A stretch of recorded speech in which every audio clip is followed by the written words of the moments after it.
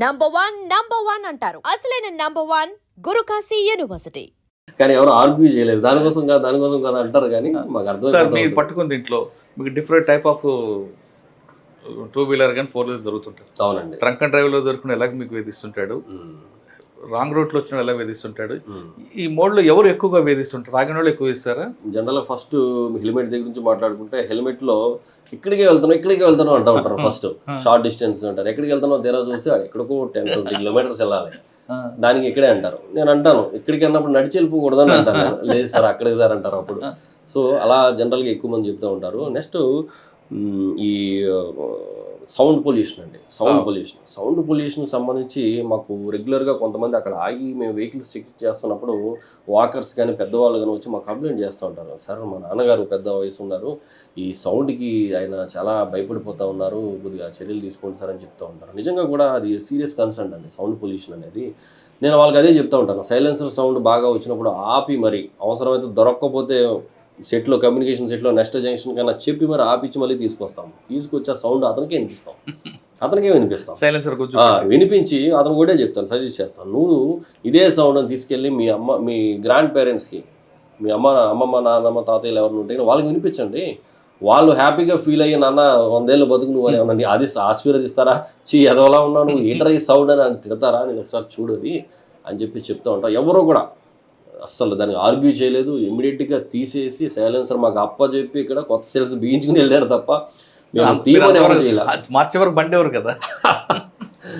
అది సార్ ఇంకా drunk and drive అంటే ఇప్పుడు జనరల్గా ఏమీ తాగని వాళ్ళతోనో ఒక్కోసారి చాలా ఇబ్బంది ఫేస్ చేస్తూ ఉంటాం. బట్ డ్రంక్ అండ్ డ్రైవ్లో చాలా ఇరిటేషన్తో పాటు ఒక కోపాన్ని కూడా రప్పిస్తారు. అక్కడ సింపతి ఎంపతిలు పనిచేయవా? కానీ వాళ్ళ కూడా తమ్ముడు అన్న చూడొచ్చు. అదే మీరు అన్నట్టుగా తమ్ముడు అన్నైనా చూస్తే మాట్లాడుకోవడానికి మీరు నేను ఎవరో ఉన్నాం రోడ్ల మీద తాగి వాళ్ళు విజృంభణ చేస్తారు. సో వాళ్ళు ఏంటంటే ఇంటాక్సికేషన్లో ఉంటారు కదా. సో వాళ్ళు ఏం మాట్లాడుతున్నారో వాళ్ళకి తెలియదు. మన పని కూడా మనం చేసుకునేవారు. మనం ఏదో రాసుకుంటున్నా లేదా చెక్కింగ్ చేస్తున్నా వచ్చి గోకేస్తూ ఉంటారు మనల్ని, పంపించండి అంటూ ఉంటారు. ఏదేదో మాట అసలు సంబంధం లేని విషయాలు మాట్లాడుతూ ఉంటాడు. అసలు బండి మీద వాడితో పాటు ఇంకెవరు ఉన్నారో కూడా తెలియదు. లేకపోతే వాడు అసలు ఒక్కొక్కసారి అయితే నేను నడిపానా అంటాడు కూడా ఒక్కొక్కసారి. అలాంటి సిచ్యువేషన్స్ కూడా ఉన్నాయి. నేను నడిపానా అంటాడు. ఒక్కొక్కడైతే 90కి రాదన్నారు కదా సార్ అని ఒకడు అంటాడు. లేకపోతే ఏదో రకరకాల పిచ్చిగా మాట్లాడుతూ ఉంటారు. అంటే కొంతమంది పూర్ పీపుల్ అంటే కొద్దిగా కష్టపడి పని చేస్తూ ఉంటారు. వాళ్ళకి ఏంటంటే నైట్ అయ్యేటప్పటికి కొంత ఏదో తాగాలి అనేది, అది అంటే ఏదో ఒక సిరప్ లేకపోతే ఒక ఎనర్జీ ఐటెం లాగా ఫీల్ అవుతూ ఉంటారు పాపం. ఏంటంటే అది ఇంకా ఎవరు ఏం చేయలేదు. కానీ వాళ్ళకి ఒకటే చెప్తాం, ఇంటికెళ్ళి తాగు, నీ భార్యతో మాట్లాడుకుని పిల్లలకి కనపడకుండా దూరంగా తాగు, తప్పులేదు. బట్ నువ్వు పని దగ్గరే నువ్వు స్టార్ట్ అయిన వెంటనే డబ్బులు తీసుకెళ్ళిపోయి మందు షాప్లోకి వెళ్ళి తీసుకుని తాగేసి అక్కడే ఎక్కేసి నువ్వు బండి మీద వస్తూ ఉంటే రోడ్డు మీదకి వచ్చినప్పుడు వాళ్ళని చూస్తే బాధేస్తూ ఉంటుంది. కానీ రోడ్డు మీద మనం వదిలితే ప్రమాదాలన్నీ కూడా వాళ్ళ వల్ల జరుగుతూ ఉంటాయి. సార్ మీకు హెడేక్ అనేది డ్రంక్ అండ్ డ్రైవ్, రైట్? అటువంటి కేసుల్లో మీకు బాగా ఫన్ ఉంది కానీ లేదు మీకే ఇన్ని రకాల లాజిక్ ఉందా అని అనిపించే కేసులు ఉన్నాయా?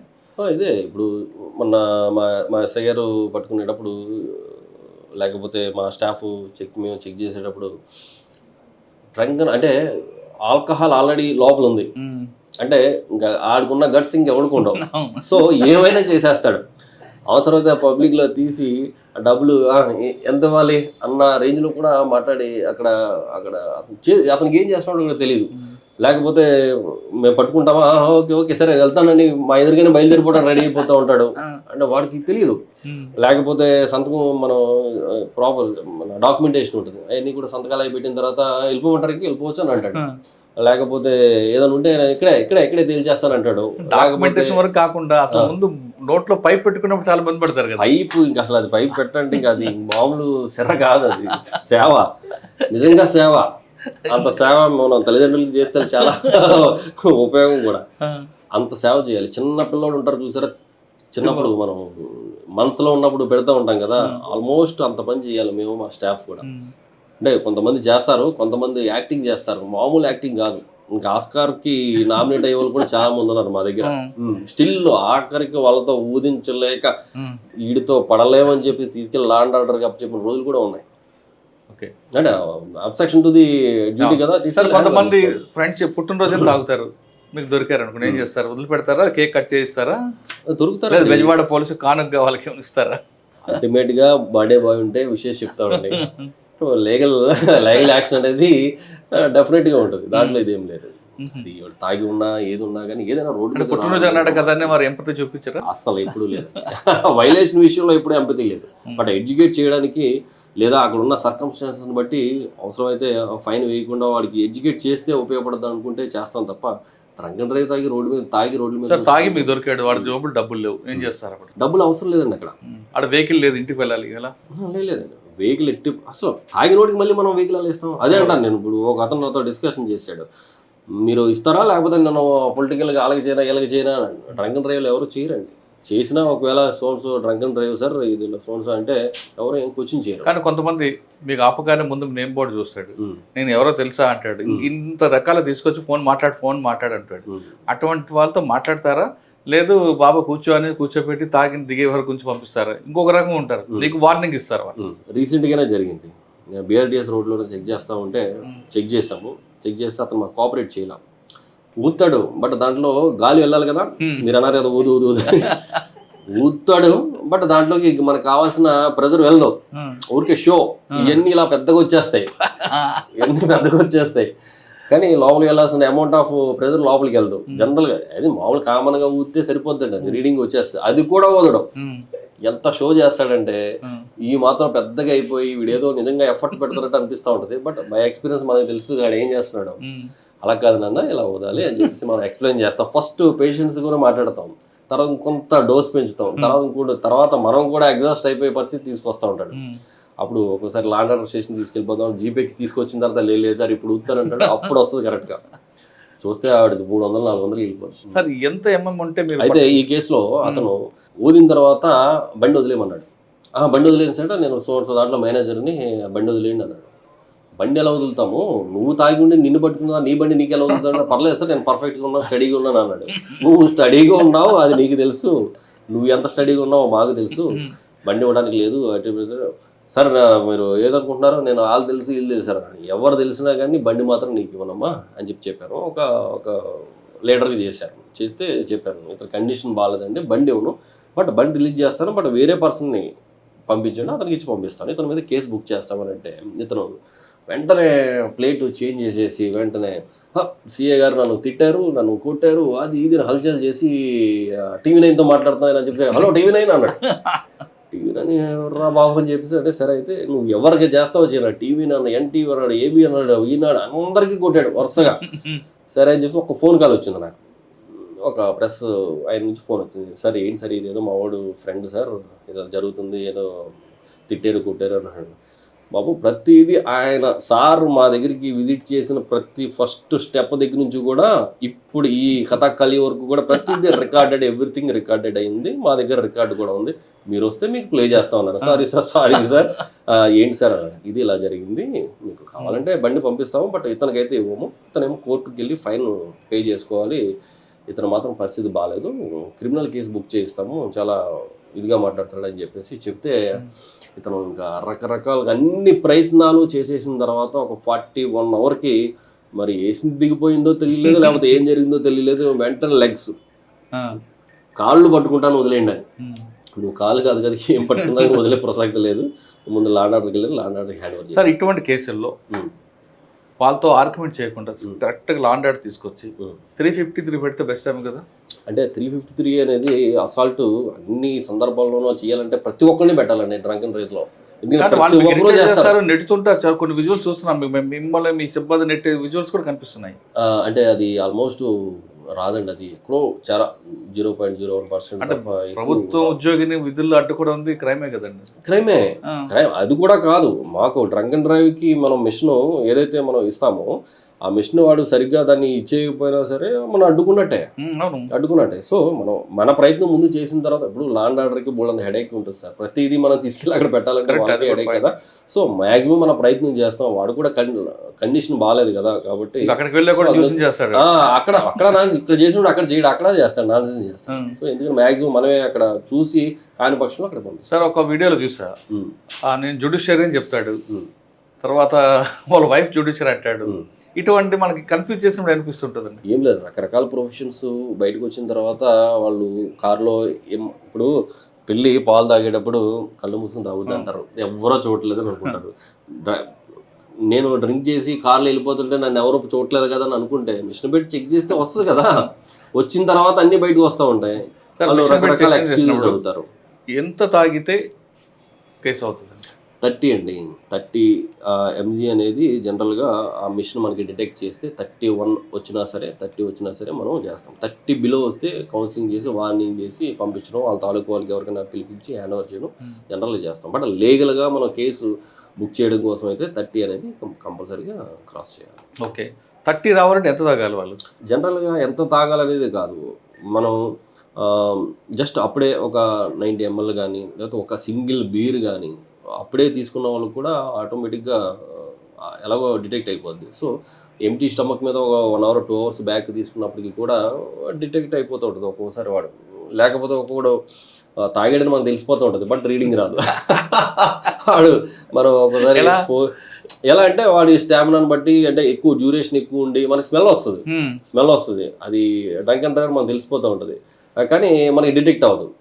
15లో 20లో అటువంటి కేసులు దొరికిన ఏం చేస్తారన్నప్పుడు పంపించేస్తాం. ఖచ్చితంగా తాలూకాలు ఎవరో వాళ్ళకి చెప్పి ఇది డ్రంక్ అండ్ డ్రైవ్, బట్ మేము కేసు బుక్ చేయట్లేదు కాబట్టి మీరు బండి ఇతను ఎవరో ఒకరు వచ్చి తీసుకెళ్ళాలని చెప్తాము. బట్ లీగల్గా మనం బుక్ చేయడానికి అవ్వదు కాబట్టి వార్న్ చేసి పంపించడం జరుగుతుంది.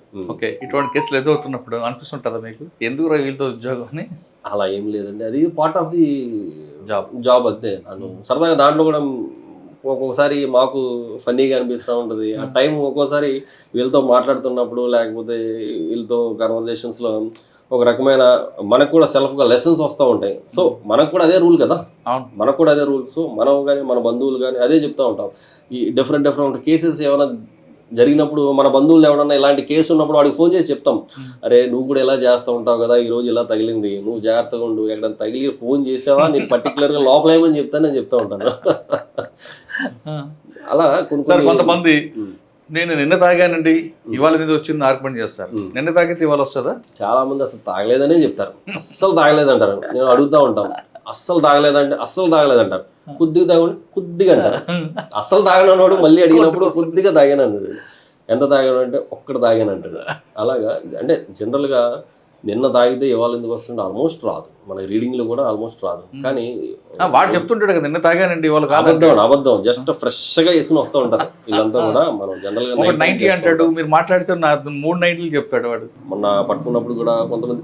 ఇంకొకటి దీంట్లో ఏంటంటే, దీంట్లో నిజాయితీ గల పీపుల్ చాలా మంది ఉంటారండి, నిజాయితీగా ఉంటారు. అడిగినట్టు మనం ఒకటంటే లేదు సార్ నేను 3 వేసాను అంటాడు ఒకడు. మొన్న ఏదో వీడియో చూసా, ఒక ఆయన 30 ml 90 అంటే పక్కన ఫ్రెండ్ వచ్చి కాదురా మనం 390 వేసామని చెప్పిస్తుంటాడు. నిజాయితీగా ఉంటారు. అంటే కొంతమంది పనులు చేసుకునే వాళ్ళు ఉంటారు, పాపం వాళ్ళకి తెలియదు మనం ఏం చెక్ చేస్తున్నాము, మనం తర్వాత ఏం చేస్తామో కూడా వాళ్ళకి నాలెడ్జ్ ఉంటుంది జనరల్గా కూడా. అలాంటి వాళ్ళకి కొంత మనం పేషెన్స్తో చెప్పి అలా కాదు ఇది మరి లీగల్గా తప్పనిసరి పరిస్థితుల్లో పెట్టాల్సి వస్తుంది, మీరు ఇలా చేయకూడదని చెప్తూ ఉంటాము. ఇంకొకసారి వాళ్ళు ఇంట్లో ఫ్యామిలీ మెంబర్స్ మీద ఒట్లేస్తూ ఉంటారు, ఈ క్షణం నుంచి మేము తాగమని అక్కడ శబదాలు చేస్తూ ఉంటారు. అంటే తాగారు కాబట్టి అది శబదం మనం ఎలాగో తీసుకోవాలి. కానీ సమ్ టైమ్స్ ఏంటంటే ఓకే సమ్ రిగ్రెట్ అనేది కొంతమంది ఫీల్ అవుతారు, ఏడుస్తూ ఉంటారు కొంతమంది, అప్పటికప్పుడు గోలగోలు చేస్తూ ఉంటారు. కొంతమంది ఇంగ్లీష్ హిందీ మాట్లాడుతుంటారు, రకరకాల ఇంగ్లీష్ హిందీ కాదు కొత్త మన రాజ్యాంగంలో గుర్తించిన భాషలు కూడా మాట్లాడతారు, అన్నీ వస్తూ ఉంటాయి దాంట్లో.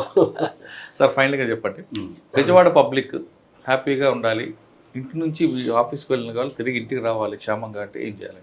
సార్ ఏదైనా సరే ముందు స్టడీస్ చూసుకున్నట్టయితే ఇంకా రోడ్ సేఫ్టీలో ఫస్ట్ ఆఫ్ ఆల్ స్పీడ్ అండి, 2 రాంగ్ పార్కింగ్ అండి హైవేస్ మీద కావచ్చు, 3 హెల్మెట్స్. ఓకే, సో మన అర్బన్ ఏరియాస్లో చూసుకున్నట్టయితే కనుక ఫస్ట్ హెల్మెట్స్ మనకి ప్రియారిటీ జాబ్ అండి.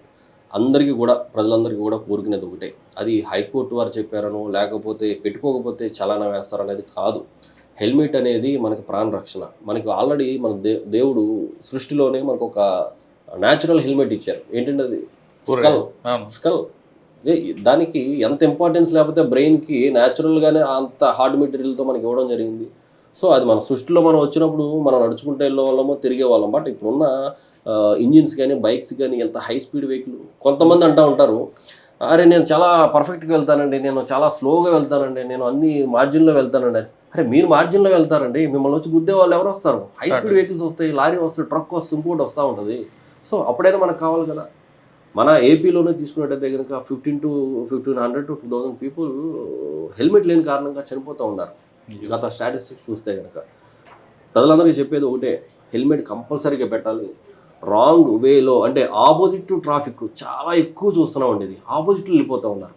యూటర్న్ తీసుకోవడానికి, చిన్న యూటర్న్ తీసుకోవడానికి ఆలోచించి రాంగ్ వేలో వెళ్ళిపోయి వాళ్ళకి అడ్డంగా వెళ్ళిపోతూ ఉన్నారు.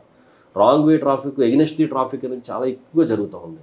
స్పీడ్ అండి, ఆ మూడు కూడా ఖచ్చితంగా మనం పాటించాలి. అలాగే మన ఇండియాలో చూసుకున్నట్టయితే డేటాలో 10,000 మంది పిల్లలు ఆల్మోస్ట్ ఇప్పుడు ఎవ్రీ ఇయర్ ఓన్లీ రోడ్ యాక్సిడెంట్స్కి ఇదవుతూ ఉన్నారు. అంటే యాజ్ ఏ పేరెంట్స్గా మనం ఏం చేస్తున్నామో మన పిల్లలు కూడా అదే మనల్ని గమనిస్తూ ఉంటారు. మనం హెల్మెట్ పెట్టుకుంటే పిల్లలు కూడా హెల్మెట్ పెట్టుకోవాలన్న హ్యాబిట్కి వాళ్ళు హ్యాబిచ్యుయేటెడ్ అవుతారు. మనం ఆపోజిట్ ట్రాఫిక్ వెళ్లకుండా పిల్లలకి ఇలా వెళ్ళకూడదని మనం చెప్తూ ఉంటే పిల్లలు కూడా అదే ఫాలో అవుతూ ఉంటారు. ఓవర్ స్పీడ్ మనం వెళ్లకుండా ఉంటే పిల్లలు కూడా అదే ఫాలో అవడానికి ప్రయత్నం చేస్తారు, ఫాలో అవుతారు కూడా. మనం ఎన్ని పాటించినప్పుడు పిల్లలు ఎలా పాటిస్తారండి? రేపొద్దున వాళ్ళకి ఏదైనా జరిగితే వాళ్ళ భవిష్యత్తు అంతా కూడా రోడ్ల మీద రోడ్డు పాలంటే కదా. నేను అక్కడ ప్రతిపాడులో చేస్తున్నప్పుడు, సర్కిల్ చేస్తున్నప్పుడు ఒక చిన్న కుర్రోడు మదరు ఆ కుర్రోడిని తీసుకుని బస్సు దిగి జస్ట్ రోడ్డు మీద దాటడానికి బస్సు ఆవిడ వదిలేసింది, కుర్రోడిని బాబుని రోడ్డు మీద వదిలేసింది. ఆ బాబు సడన్గా ఇది దాటాడు, ఆటో దిగి రోడ్డు దాటాడు. ఈలోపు బస్సు వచ్చింది, జస్ట్ ఇలా పడిపోయాడు. 2 హ్యాండ్స్ కూడా కట్ అయిపోయి 2 కూడా అంప్టేట్ చేయడం జరిగింది. ఆ పిల్లవాడు భవిష్యత్తు అంటే రేపొద్దుట ఏం హ్యాండ్స్ పెడితే, ఏ జేపురు ఏ పెడితే ఏం లాభం అండి? కుర్రోడు జీవితం పోయినట్టే కదా. అలా ఎంతోమంది పిల్లలు స్కూల్కి వెళ్ళేటప్పుడు, వచ్చేటప్పుడు, రోడ్లు దాటేటప్పుడు డీబోర్డింగ్, బోర్డింగ్, ఇవన్నీ కూడా అందరూ కూడా జాగ్రత్తలు ఖచ్చితంగా పాటించాలి. ఇంటి నుంచి వెళ్ళిన వ్యక్తి తిరిగి క్షేమంగా రావాలంటే ట్రాఫిక్ నిబంధనలు పాటించాలంటున్నారు బెజవాడ పోలీసులు. ముఖ్యంగా ట్రాఫిక్ నిబంధనలు పాటించకుండా హెల్మెట్ పెట్టుకోకపోతే మనకి నష్టం. కోర్టు చెప్పిందనో లేదని పోలీసులు చూసి పెట్టుకోవడం కాదు, మనగా మనలో పుట్టాలి. బయట నుంచి వచ్చిన వ్యక్తి ఇంట్లోంచి బయటకు వస్తున్నప్పుడు సెల్ ఫోన్ ఎలా క్యారీ చేస్తామో ఫోన్తో పాటు హెల్మెట్ కూడా క్యారీ చేయని అంటున్నారు కిషోర్ బాబు గారు. ఆయన ట్రాఫిక్ వైలేటర్స్ని ఒక ఎంపతిగా చూస్తాను, కానీ డ్రంక్ అండ్ డ్రైవర్ దొరికితే మాత్రం అక్కడ ఎంపతి ఉండదు, రూల్ ఆఫ్ లా కరెక్ట్గా వెళ్తుందని చెప్తున్నారు. ఖచ్చితంగా మీరందరూ కూడా హెల్మెట్ పెట్టుకోండి, ట్రాఫిక్ నిబంధనలు పాటించండి. అన్నిటికన్నా ఇంపార్టెంట్ ట్రాఫిక్ పోలీసులకి గౌరవం ఇవ్వడం నేర్చుకోండి. ఇది ఈ వారం కిషోర్ బాబు గారితో ఎక్సలెంట్ ఇంటర్వ్యూ. ఖచ్చితంగా మీరందరూ కూడా అందరూ హ్యాపీగా ఉండాలి. మీరు హ్యాపీగా ఉండడం కాదు, మీరు పర్ఫెక్ట్ డ్రైవింగ్ చేయడం కాదు, మీ ఆపోజిట్ వ్యక్తి కూడా డ్రైవింగ్ కరెక్ట్గా ఉంటేనే మీరు క్షేమంగా వెళ్తారనే విషయాన్ని మీరు గుర్తించండి. ఇది కిషోర్ బాబు గారితో ఎక్సలెంట్ ఇంటర్వ్యూ. వచ్చే వారం మరొక ఇస్తాం, మళ్ళీ కలుద్దాం. అంతవరకు నమస్తే, థ్యాంక్ యూ అండి, థ్యాంక్ యూ వెరీ మచ్. మరొకసారి బెజవాడ పోలీస్కి, traffic police. Thank you sir. ఇంకొక పాయింట్ చెప్పడం మర్చిపోయాను. అంటే బండి మీద జనరల్గా వైఫ్ కూర్చుంటూ ఉంటారు. మన విజయవాడ పరిసర ప్రాంతాల్లో మేము ఈ హెల్మెట్ డ్రైవ్ స్టార్ట్ చేసిన తర్వాత చూస్తే అంటే ప్రతి దానికి ఒక సొల్యూషన్ ఎదుర్కొంటాం కదా, మనం హ్యూమన్ సైకాలజీ కదా. సో వీళ్ళు దూరం నుంచి చూసినప్పుడు హెల్మెట్ ఉండట్లేదు, మా దగ్గరికి సిగ్నల్ దగ్గరికి వచ్చినప్పుడు హెల్మెట్ ఉంటుంది ఇతనికి, ఎలా వస్తుందని చెప్పేసి మేము చిన్న స్టడీ చేసాం. స్టడీ అంటే సరదా ఫన్నీగా చెప్తున్నాను. ఏం చేస్తున్నారంటే మదర్స్ కానీ వైఫ్స్ కానీ చక్కగా స్మార్ట్గా ఇప్పుడైతే జంక్షన్ దగ్గరికి వస్తుందో వాళ్ళ చేతిలో ఉన్న హెల్మెట్ని టక్ మంది తీసుకుని వాళ్ళు పెడుతున్నారు. మా దగ్గరికి వచ్చినప్పుడు హెల్మెట్ ఉంటుంది, దూరంగా చూస్తే హెల్మెట్ ఉండదు. అలా పెట్టే క్రమంలో ఒక్కొక్కసారి తిప్పేసి కూడా పెడుతున్నారు వీళ్ళు, తిప్పేసి కూడా పెడతా ఉన్నారు. ఒక్కొక్కడు హెల్మెట్ మొత్తం క్లోజ్ అయిపోయి వచ్చి కంగారు పడిపోయే పరిస్థితులు కూడా ఉన్నాయి. ఒక్కొక్కడు దాంట్లో కవర్స్, పాలిథిన్ కవర్స్, ఒక్కొక్కసారి లోపల ఏదైనా బ్యాగ్స్ హెల్మెట్లో పెట్టుకుంటారు. కొంతమంది సెల్ ఫోన్లో పెడతారు, కొంతమంది మొన్న ఉల్లిపాయలు టమాటాలు కూడా పెట్టారు. సార్ హెల్మెట్ పెడతారు కొంతమంది, కింద బెల్ట్ పెట్టరు. హెల్మెట్ ఉంది కదా అంటాడు, కింద బెల్ట్ అవసరం లేదా? అదే ఇప్పుడు లాక్ చేయగలదా? మీరు హెల్మెట్ పెట్టించడానికే మాకు ఇక్కడ ఇదవుతుంది కదా. మీరు ఇంకా బెల్ట్ సంగతి చెప్పారు. మేము ప్రతిదీ హెల్మెట్ అనేది బెల్ట్ లేకపోతే వితౌట్ బెల్ట్ హెల్మెట్ పెట్టుకుని అనేది ఉపయోగమే లేదు. మేము చాలా మందికి, వేల మందికి నేను మా సిబ్బంది ఆ బెల్ట్లు తగిలించుంటాం. ఎందుకంటే హెల్మెట్ అది ఎవరైతే బెల్ట్ పెట్టలేదో వాళ్ళు పక్కాగా ట్రాఫిక్ పోలీస్ కోసం పెట్టారని మాకు అర్థమైపోతుంది. సో ఈ ఉల్లిపాయలు టమాటాలు పెట్టిన వాళ్ళు కూడా ఒక్కోసారి కన్ఫ్యూజ్లో టమాటాలతో పాటు పెట్టుకునే వాళ్ళు కూడా ఉన్నారు. సో అంత చిత్రం. మొన్న వెహికల్ చెకింగ్ చేస్తుంటే ఒక బండి మీద 5 మెంబర్స్ వెళ్తున్నారు, ఒక స్కూటీ మీద 5 మెంబర్స్ వెళ్తా ఉన్నారు. 2 వీలర్ 5 మెంబర్స్, ఫ్రంట్ 2 ఉన్నారు, వెనకాల పేరెంట్, మధ్యలో 2 టోటల్గా ఉన్నారు. అసలు వెహికల్ కిట్టకిట్లా ఆడుతూ ఉంది. అసలు అది ఒక ఆటో కూడా 4 ఇన్నాలండి బాబు, ఇది 5 ఇన్నోవా కారు. ఆపి ఏంటి నాయనా ఇదేంటి వ్యానా లేకపోతే ఏంటి అని అడిగితే వెళ్ళి సార్ నేను పక్క నుంచి వెళ్ళిపోతానండి. నువ్వు పక్క నుంచి వెళ్ళిపోవడం కాదు స్వామి, అసలు ఎక్కడికి వెళ్తాను వెంటనే డీమార్ట్కి మొత్తం ఫ్యామిలీ వేసుకుని వెళ్ళిపోతున్నారు ఆయన. ఏం అవసరం అండి డిమార్ట్కి ఎంతమంది చిన్న చిన్న పిల్లలు కూడా డిమార్ట్కి వెళ్ళిపోవాలి వీడు కరెక్ట్గా వెళ్ళి ఆపోజిట్ వాడు కొట్టినప్పుడు ఆపోజిట్ పక్కన వదలండి, అసలు ఇతను హ్యాండిల్ తిరగకపోవడం వల్ల చాలా పెద్ద ప్రమాదం జరుగుతుంది. ఈయన ఇమీడియట్గా వెళ్ళిపోయి డిమార్ట్లో చిన్న పిల్లలతో సహా చేసేసి పర్చేజ్ చేసే అవసరం ఏముంది. పైగా ఇంకోటి డిమార్ట్లో కొన్న సామాన్లు ఎక్కడ పెడతాడండి ఈయన? ఆటోలోనే, అది ఇన్నోవా ఆ వ్యాన్లోనే పెట్టాలా? అలా ఇంకొకటి చూస్తూ ఉంటే చాలామంది పవర్ బైక్స్ మేము ఆపినప్పుడు వాళ్ళతో మాట్లాడినప్పుడు చూస్తూ ఉంటే బ్యాక్గ్రౌండ్స్ అసలు పాపం పేరెంట్స్ చాలా 5,000 10,000 రూపాయలకి పనులు చేసుకునే పేరెంట్స్ పిల్లలకి లక్షల రూపాయల బైకులు కొంటా ఉన్నారు ఫైనాన్స్ మీద తీసుకొచ్చి. వాళ్ళకి వచ్చే ఏదో ఒక లోను హ్యాండ్ లోను లేకపోతే అప్పు చేసో తీసుకొచ్చే 2 లక్షలు 3 లక్షల రూపాయల బైక్స్ పిల్లలకి ఇస్తూ ఉన్నారు. వాళ్ళందరికీ ఒకటే చెప్తున్నాం, అంత కాస్ట్లీ బైక్స్ పిల్లలకి ఇవ్వాల్సిన అవసరం ఏంటండి? మన దగ్గర ఏమి ఎకనామిక్గా వెనకాల మన దగ్గర ఏమీ లేదు, స్తోమత లేదు. స్తోమత వదిలేసేయండి. నా కొడుకు ఇష్టంతో పోలిస్తే నా స్తోమత ఏం కాదు, నేనే కష్టపడి తీర్చుకుంటానంటారా? నో ప్రాబ్లం, కరెక్టే. కానీ వాడు రేపు పొద్దున కనీసం వాడి భవిష్యత్తు అన్న బాగుండాలి అని అంటే వాడికి కనీసం ఆ బైక్ ఇచ్చిన తర్వాత వాడి ఆలోచనలు కానీ వాడి చేష్టలు కానీ రోడ్డు మీద కూర్చొని వాడు చేసే ప్రవర్తించే తీరు కానీ చాలా భయంకరంగా ఉంటుందండి. దానికి నెంబర్ ప్లేట్ ఉండదండి, దానికి ఒక వాడికి డ్రైవింగ్ లైసెన్స్ ఉండదండి, హెల్మెట్ ఉండదండి, స్నేక్ డ్రైవింగ్ చేసుకుంటూ వెళ్ళిపోతూ ఉంటాడు, జిగ్జాగ్లో చేసుకుంటూ పోతూ ఉంటాడు, అసలు రకరకాల హ్యాబిట్స్ చేసుకుంటూ ఉంటారు. ఏం అవసరం సార్ అంత కాస్ట్లీ బైక్ వాడే రోడ్డు మంది ఉన్నాయి లేవి? అదేంటే ఉన్న దాంట్లోనే అదే కదా ఇప్పుడు జనాలు భయపడేది. చాలా మంది ఆగి చెప్తూ ఉంటారు, సార్ అక్కడ వాడు చూడండి ఎలా వెళ్ళిపోతాడో, మేము అలా చూసామని ఫోటోలు తీసుకొచ్చి మాకు ఇస్తూ ఉంటారు.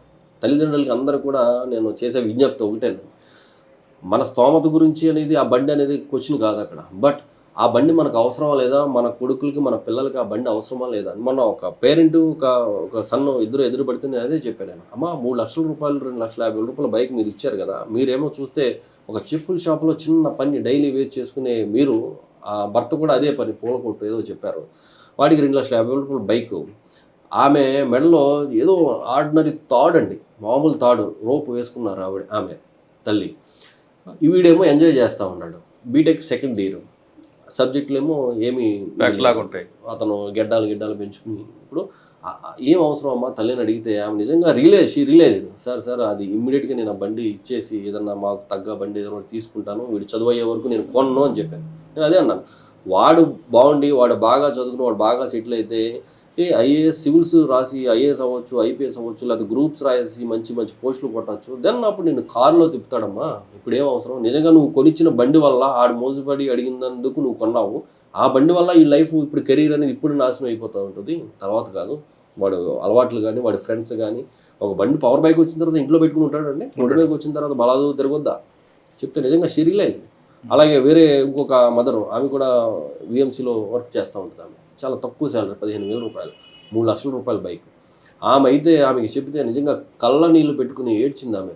నేను వెంటనే ఈ బైక్ నేను తీయించేస్తాను, అసలు ఇది కాదంటే వాడు అడిగాడని ఇచ్చాను తప్ప దీని వెనకాల ఎంత ఉందని నేను ఊహించలేదు, వాడి భవిష్యత్తుకి ఇదే నష్టం కలిగి చేసేటట్టు ఉంది, మీరు చెప్పిన దాన్ని బట్టి నేను ఇమ్మీడియట్గా అది ఆపించేస్తాను అని షీ రియలైజ్. సో అవసరం లేదు. అలా డిఫరెంట్ కేటగిరీ ఆఫ్ పీపుల్ వాళ్ళకి చెప్పినప్పుడు మనం ఎడ్యుకేట్ చేస్తూ ఉంటే, అవేర్నెస్ క్రియేట్ చేస్తూ ఉంటే చాలా మార్పు అనేది చాలా బాగా వస్తుంది. చాలామంది మేము చెప్పిన వీడియో కానీ చూసి వచ్చి, సార్ అది చూసి మేము హెల్మెట్ పెట్టుకున్నాము, అది చూసి మా అబ్బాయికి ఆ బండి వద్దని చెప్పి మేము ఆపించి పక్కన పెట్టాము, ఆ సైలెన్సర్ మార్పించాము, ఇలా రకరకాలుగా కాంప్లైంట్స్ మనకి పబ్లిక్గా వచ్చేస్తాము. సో ఆ సాటిస్ఫాక్షన్ కూడా నిజంగా రియల్గా మాకు ఆ పేషెన్స్ని మా ఎనర్జీకి మీరు అడిగారు కదా, నిజంగా కారణం కూడా అదే. Thank you sir. మీ హెల్మెట్ మీ మల్లెడుగు పెట్టారు, పెట్టలా మీరు చేతితో పట్టుకుంటారా? చెప్పానుగా చేతితో పట్టుకుంటారని. అది హెల్మెట్ పెట్టుకోండి అయ్యా, రేపు పొద్దున పిల్లలు వీడు కూడా. ఏం పేరు నాన్న నీ పేరు? నీ పళ్ళన్నీ పోయినాయి అప్పుడే చాక్లెట్లా? నీ పేరు? మాన్విత. హెల్మెట్ పెట్టుకోవాలా? మరి పెట్టుకోకపోతే మరి నువ్వు ఎందుకు అడగట్లా? అడగాలి కదా. మీరు పెట్టుకోకపోతే రేపు పొద్దున వాళ్ళు కూడా పెట్టుకోరు. మెయిన్ మన సిటీలో ఇక్కడ మీ సెంటర్కి జోన్లో ఎక్కువ పీక్ జంక్షన్స్, జామ్ జంక్షన్లు ఉంటాయి. ట్రాఫిక్ వైలెన్స్ చేసే వాళ్ళు ఏ సెంటర్లో ఎక్కువ ఉంటారండి? ఎక్కువ ఎడ్యుకేటెడా అన్ఎడ్యుకేటెడ్? మనకి మెయిన్ ఈ ఏరియా అంతా కూడా సత్యనారాయణపురం అంతా కూడా కొద్దిగా మాస్ గ్యాదరింగ్ ఎక్కువ ఉంటుందండి. అంటే చిన్న చిన్న వ్యాపార సంస్థలు అవన్నీ ఎక్కువగా ఉంటాయి. అంటే హైఫైగా కాకుండా కొంత ఫ్రూట్ మార్కెట్స్ లేకపోతే వెజిటబుల్ మార్కెట్స్ చిన్న చిన్న వ్యాపారాలు ఎక్కువగా ఉంటాయి. సో అలాగే మనకి బీఆర్టీఎస్ అని చెప్పేసి ఒక ర్యాపిడ్ ట్రాన్స్పోర్ట్ సిస్టమ్కి సంబంధించిన ఒక ప్లానింగ్లో భాగంగా ఈ రోడ్డు ఇంతకుముందు ఇక్కడ రైల్వే ట్రాక్ ఉండేది, దాని ప్లేస్లో ట్రాక్ తీసేసి రోడ్డు వేయడం జరిగింది. యాక్చువల్గా కనెక్టివిటీ అక్కడ ఇంకా ఎక్స్టెండ్ చేయాల్సింది ఇక్కడ ఆగిపోయింది. సో ఆ రోడ్డు మనకి ఎక్కువగా ఈ వెహికులర్ మూవ్మెంట్ అనేది చాలా హెవీగా ఉంటుందండి. మనకి 5 జంక్షన్స్ ఉన్నాయి మన టోటల్గా. అలాగే సత్యనారాయణపురంలో మెయిన్గా మనకి రైల్వే స్టేషన్ కూడా మన దాంట్లోకి వస్తుంది, మన పరిధిలోకి. సో ఈ పీపుల్ స్టేషన్కి వెళ్ళే వాళ్ళు కావచ్చు, వచ్చేవాళ్ళు కావచ్చు, లేకపోతే ఈ సరౌండింగ్ ఏరియాకి సంబంధించినంత కూడా ఈజీగా ఉంటుందని ఈ బీఆర్టీఎస్ రోడ్ని తీసుకోవడం జరుగుతుంది. వీళ్ళు రాంగ్ రూట్లో వస్తున్నారు కదండి, వీళ్ళంతా ఇప్పుడు చూసారా ఈ రాంగ్ రూట్. సో ఆయన బాబుని తీసుకురావడానికి వచ్చాడు, హెల్మెట్ పెట్టాడు, సంతోషమే, బట్ రాంగ్ రూట్లో వస్తున్నాడు. రేపొద్దున ఆ బాబు కూడా అదే ఫాలో అవుతాడు. అలాగే మైనర్ డ్రైవింగ్ కూడానండి, మైనర్ డ్రైవింగ్ కూడా ఎక్కువగా మనం చూస్తూ ఉన్నాం. చూడండి, అతను రాంగ్ రూట్లో వస్తున్నా ఫీలింగ్ కూడా లేకుండా ఎంత దర్జాగా వచ్చేస్తున్నాడు ఇతను. అవును, చూడండి ఇక్కడ ఈ రూట్లో ఎక్కువ రాంగ్ రూట్ కనిపిస్తుంది. స్కూల్ ఉంది కదా ఇక్కడ, ఆ స్కూల్ దగ్గరికి వెళ్ళి వీళ్ళంతా కూడా రాంగ్ రూట్లో, కొన్ని రాంగ్ రూట్లో వస్తున్నామన్న బాధ, బెంగ, భయం కానీ మనల్ని ఎవడన్నా గుద్దేస్తాడో లేకపోతే మనం గుద్దేస్తామన్న ఫీలింగ్ కూడా లేదు. సార్ రాంగ్ రూట్లో యాక్సిడెంట్ జరిగింది అనుకోండి, గుద్దిన వ్యక్తికి కానీ అవతల వ్యక్తికి కానీ అంటే నడిపిన వ్యక్తికి కానీ ఇన్సూరెన్స్ వస్తుంది? రాంగ్ రూట్లో వస్తున్నప్పుడు ఇప్పుడు ఎవరైతే రాంగ్ రూట్లో వస్తున్నాడో అతనికి ఏ విధమైన పోనిచ్చే పోనీ అక్కడ వస్తుంది. రాంగ్ రూట్లో వచ్చిన వ్యక్తికి ఏ విధమైన బెనిఫిట్స్ రావండి. రాంగ్ రూట్లో నడిపిన వ్యక్తికి ఏ విధమైన బెనిఫిట్, చూడండి ఇతను కూడా రాంగ్ రూట్లో వస్తూ ఉన్నాడు, వెనకాల ఆ అబ్బాయిని ఎక్కించుకున్నాడు. వాళ్ళకి ఏం వస్తుంది బెనిఫిట్, ఎలా వస్తుంది? క్లెయిమ్ చేస్తే అవ్వదు అతనికి, క్లెయిమ్ చేస్తే అవ్వదు అతనికి. ఎందుకంటే ఇంత తెలిసిన కూడా రారా, తెలిసి రారా లేదంటే నిర్లక్ష్యం ఏమనుకోవాలి? ఏమంటే ఇది it's a common sense. Wrong రూట్లో వెళ్తే ఏదైనా యాక్సిడెంట్ జరుగుద్ది అనేది కామన్ సెన్స్. దానికి పెద్ద రూల్ ఏమి తెలియక్కర్లేదు, రాజ్యాంగం తెలియాల్సిన అవసరం అసలే లేదు. కానీ అది కామన్ సెన్స్. బట్ అయితే మనకేమో వద్దులే, మన దాకా వస్తుందా, మనకేం జరుగుద్ది, మనకు జరుగుద్ది అన్న ఫీలింగ్ తప్ప. And for more videos, please subscribe to iDream. Please subscribe to iDream. Please subscribe iDream. And please subscribe to iDream. For more videos, subscribe to iDream. please like, share and subscribe to the channel. Congratulations, iDream. Subscribe to iDream. Subscribe to iDream. So subscribe to iDream Media. iDream team andarki huge congratulations. Please subscribe iDream Media. Please subscribe to iDream. Subscribe iDream. Please subscribe to iDream. iDream అంటే నా కళల ఛానల్ను subscribe చేసుకున్న నోరు తిరుగుతలేదు, మీరైతే గంట గుర్తు కొట్టండి. For more such videos, please subscribe to iDream. Subscribe to iDream. Please subscribe to iDream. Please subscribe iDream Media. Please do subscribe to iDream. Please subscribe to iDream Media. For best entertainment and information, please subscribe iDream. And don't forget to subscribe to iDream.